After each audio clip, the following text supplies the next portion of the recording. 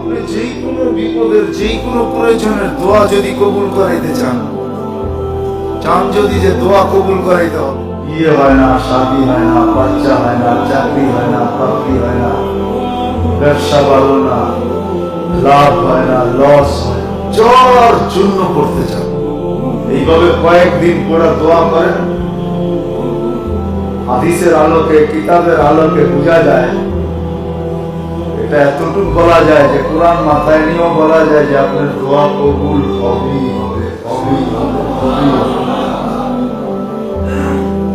আপনাকে প্রথমে 100 বার দুরূদ শরীফ, 499 বার লা হাওলা ওয়ালা কুওয়াতা ইল্লা বিল্লাহ।